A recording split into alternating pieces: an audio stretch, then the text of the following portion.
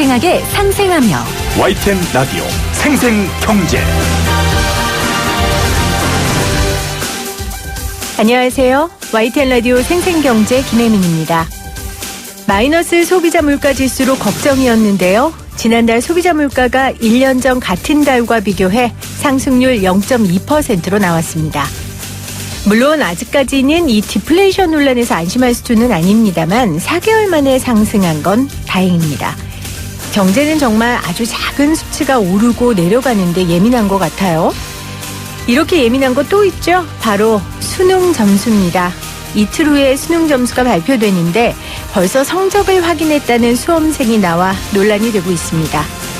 0.000001 이게 수험생의 낙락을 좌우하니 이 작은 차이 굉장히 중요합니다. 하지만 이 0.00001이 절대 인생을 좌우하지는 않으니 수험생 여러분들 성적 때문에 일희일비 안 하셨으면 좋겠습니다. 2019년 12월 2일 YTN 라디오 생생경제 지금 시작합니다.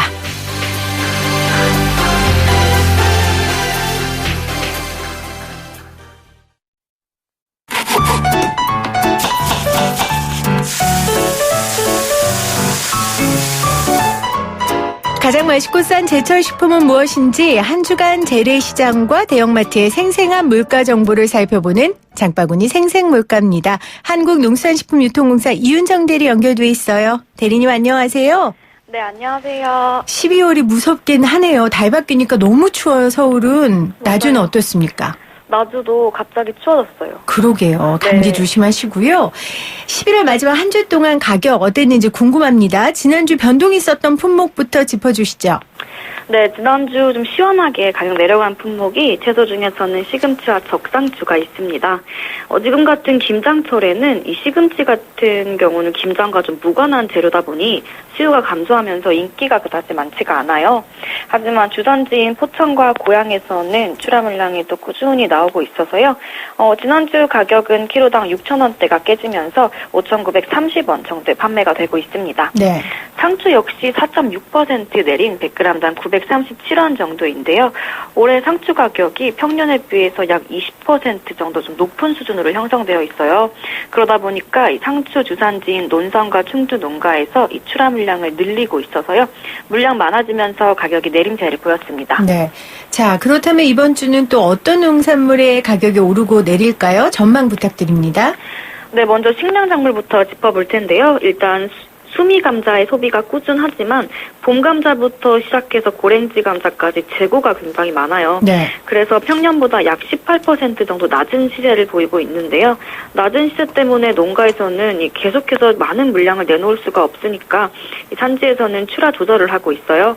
그래서 지난주 도매 가격이 20kg 박스에 23,000원 정도, 그리고 소매가 100g당 236원 정도 하는데 이제 이번 주는 여기서 둘 다 보합 수준을 보이겠고요. 네. 또 콩 중에서는 백태의 가격도 현재 가격 수준을 유지할 텐데요. 올해 기상 악화로 인한 작황 부진에도 전년에 비해서 콩의 재배 면적이 15%가량 증가를 했어요. 생산량이 많아짐에 따라서 정부에서 수미하는 물량도 함께 확대가 될 것으로 예상되고 있어서요. 현재 도매 가격은 35kg에 18만 5천 원 정도, 그리고 소매 가격이 500g당 4,700원 수준인데 앞으로 정부에서 콩 수매가 진행됨에 따라서요. 여기서 가격이 더 내리지는 않고 네. 현재 가격 수준 정도를 유지할 것으로 보고 있습니다. 네. 자, 그럼 이어서 가격 변동이 가장 큰 채소와 과일 가격 알려주세요. 네, 채소 중에서도 다다기 오이가 오름세를 보이겠습니다. 주산지인 천안, 부여, 공주에서 날씨가 좀 너무 춥다 보니까 기온 하락으로 지난 한 주 동안 작황이 그다지 좋지가 않았어요. 네, 그 영향으로 출하 물량이 줄어들어서 가격이 소폭 오르겠고요. 또 과일 중에서는 샤인머스켓이 오르고 사과는 내리겠습니다. 샤인머스켓이 열과 발생률이 높아서 이번 주 출하 물량이 좀 줄어들 전망인데요. 여기서 열과는 이 과피가 터지면서 과실이 갈라지는 현상을 뜻합니다. 네. 네, 주산지인 상주 김천에서 비가 많이 오다 보니까 이 생육기에 열과 현상이 발생한 걸로 보여지고요. 반면에 후지 사과는 생산량이 전년보다 7%가 증가를 해서 이 출하 시작 시기였던 10월 말부터 계속해서 재고량이 좀 쌓여왔는데요. 여전히 시장 내 재고량이 좀 많은 상태여서 이제 이번 주는 10개당 18,000원대에서 소폭 하락하겠습니다. 네, 이번 주 오르고 내릴 품목 골고루 알아봤고요. 올해 농림축산식품부에서 2020 내년도 외식 트렌드에 대한 발표를 했더라고요. 내용을 좀 전해주신다면요. 네, 농림축산식품부에서 발표한 이제 2020년 외식 경향 관련해서 좀 자세히 짚어드릴게요. 외식 관련해서 매년 소비자들이 이제 어떤 경향을 갖고 있는지 분석을 해서 핵심 단어를 발표하는데요. 네. 이번 2020년 외식 경향에는 총 4개의 핵심어가 있어요. 첫 번째로 그린 오션이라고 요즘 소비자들은 친환경 가치를 좀 중요하게 생각하는데요. 네. 쉽게 말씀드리자면 친환경적인 식재료를 사용한 음식들이 소비자들에게 인기를 끌고 있다는 내용입니다. 두 번째가 이제 나를 위한 소비인데요. 요즘 소비자들은 자신이 원하는 제품이 다소 비싸더라도 과감하게 자기 자신을 위해서 투자하는 소비 행태를 보여요. 자기 만족과 취향을 중요시한다는 걸 알 수 있습니다. 또 세 번째는 멀티 스트리밍 소비라고 해서 요즘 인터넷으로 유튜브, 카카오, 인스타그램 등 SNS 채널을 통해서 활발하게 홍보를 네, 하고 있고요. 중요하죠. 그렇죠. 네. 네. 마지막으로 편리미엄 외식이라는 거 있는데 이게 의미하는 게 편리한 프리미엄 외식, 즉 편리한 고급 음식인데요. 1인 가구 외식의 증가와 또 배달앱의 증가로 최근 소비자들은 음식 배달의 편의성을 추구하고 있습니다. 네. 네, 이번 보고서를 통해서 요즘 최근 어려움을 겪고 있는 외식업계 그리고 또 이러한 식자재를 납품하는 농가에서도 항상 변화하는 소비 경향에 맞춰서 경쟁력을 갖출 수 있었으면 좋겠습니다. 네, 오늘 실질적인 좋은 정보 주셔서 고맙습니다. AT유통정보부 이윤정 대리였어요. 감사합니다. 감사합니다. 쉽다, 재미있다, 어라? 무슨 말인지 이해가 간다. YTN 라디오 생생경제.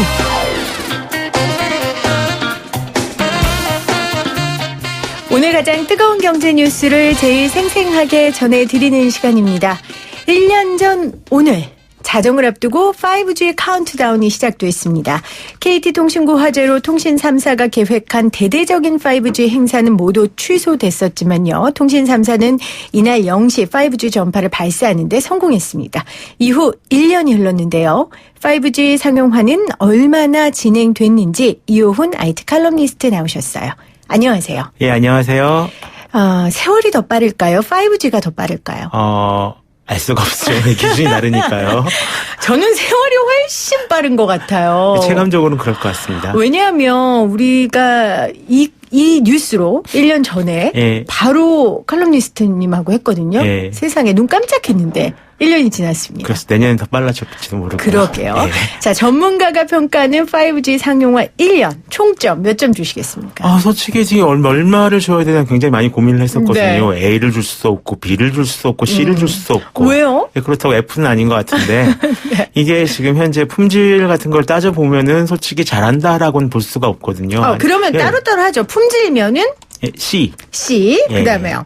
그다음에 이걸 또한 파급 효과로 따지면 A. 파급 효과가 어떤 걸 구체적으로 말씀하시는 거예요? 한국에서 네트워크 장비를 더 많이 판다거나요. 아니면 시너지 날 수 있는 그렇죠. 것들. 또 이 5G 서비스 같은 부분들이 실제로 한국이 세계의 좋게 말하면 모범 사례, 나쁘게 말하면 테스트베드가 돼가지고 지금도 굉장히 많은 분들이 한국에서 만들어지고 있는 이 5G 콘텐츠 진행 상황을 보기 위해서 한국에 와서 구경하고 가고 계십니다. 네. 대중화된 거는요? 대중화된 거로 따지도 역시 이건 A죠. A. 예. 진짜 주기 어렵네요. 그럼 총점은 어떻게 줘야 돼요? B 줍시다, 그럼. 예, B 주죠. 우리 맘대로. 예.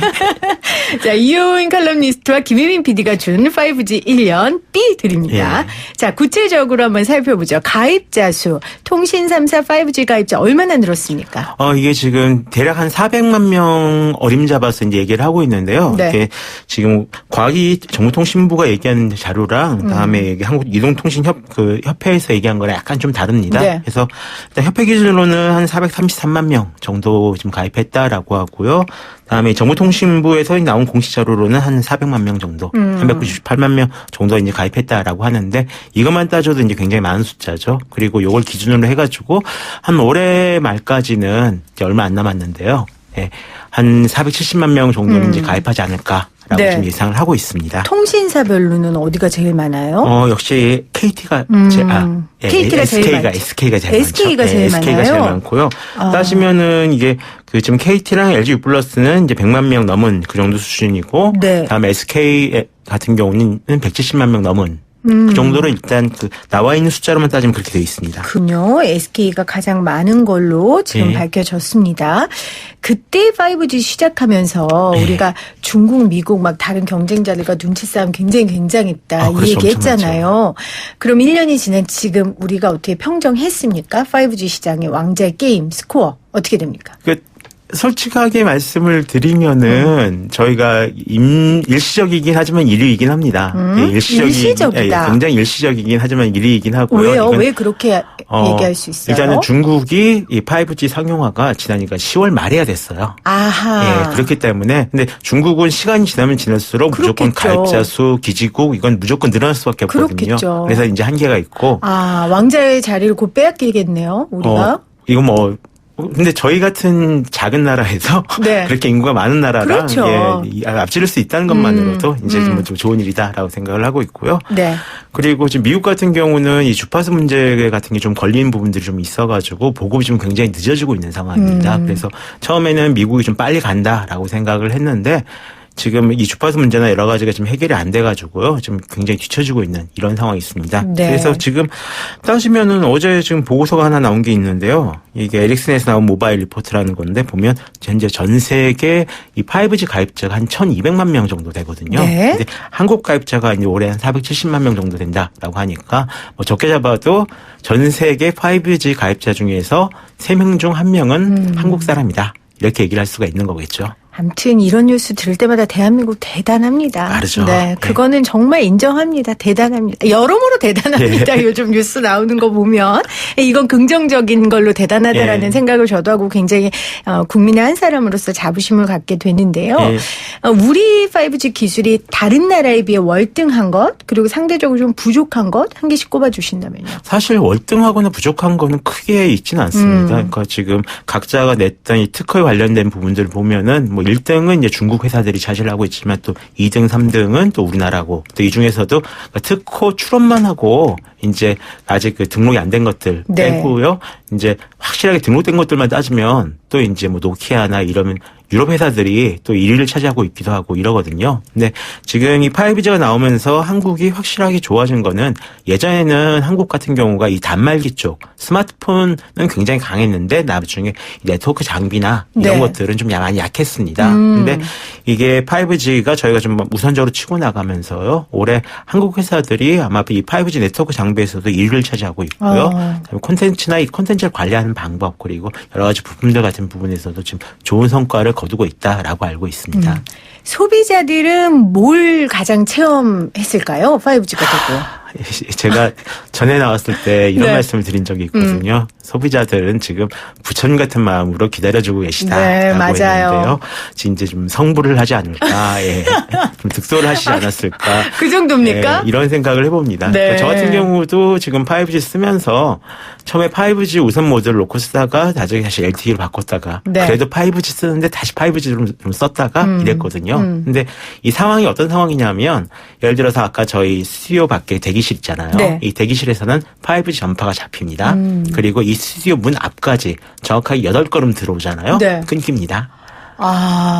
이런 상황이에요. 정말 성불할 수준이네요. 게다가 이게 그냥이면 상관이 없는데 이게 왔다 갔다 할 때 중간에 끊어졌다가 붙었다 하잖아요. 그게 제일 짜증날 것 같아요. 뭐 게임 같은 걸 하신다든가 이러면 한참 막 싸우고 있는데 중간에 뚝 끊기는 거예요. 어머나. 네트워크가 없어졌습니다. 어머나. 이러면 부들부들 난리가 나는 거죠. 그렇군요. 여전히 이 상황은 지금 크게 개선되지 않은 상황입니다. 제가 요즘 가장 큰 관심은 유튜브 보이는 라디오거든요. 지금 우리가 보이는 라디오 하고 있어요. 요즘 이거 굉장히 공들입니다. 제가 여러분들 제가 보이는 라디오 그냥 들어오는 거 아니에요. 한 번이라도 더 머리도 매만지고 찍어 바르고 이러고 오는데. 다음부터는 저도 복장 신경 써야겠습니다. 근데 5G 되면 우리 유튜브 보이는 라디오 보시는 분들도 좀 편하게 봐야 되는 거 아니에요? 그렇죠. 근데 일단은 유튜브 같은 경우는 약간의 버퍼를 걸어놓는다고 네. 하잖아요. 미리 영상을 받아놓고 그거를 이제 재생시키는 부분이 있어가지고 중간에 딱 끊겨도 크게 이제 그러니까 크게 어렵다거나 이제 가서 게임하는 아프다거나. 사람처럼 막 예. 화가 나진 않는 게임할 상황이군요. 때 정말로 화가 나. 제가 어떤 저도, 분 네. 같은 경우 정말 중간에 막 고스톱 같은 걸 하시는 것 같았는데요.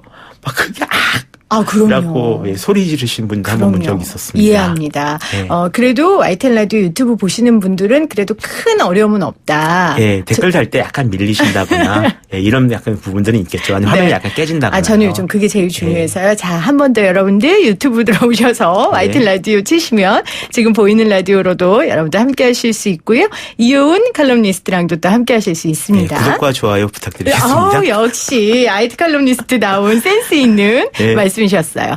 자, 그러면 아까 말씀하신 것처럼 지금 대기실에선 됐는데 8걸음 들어왔는데 안 됐다. 네. 이런 것처럼 건물 안이나 뭐 지하 아니면 수도권 외의 일부 지역에서 제기되는 이런 5G 문제들 있잖아요.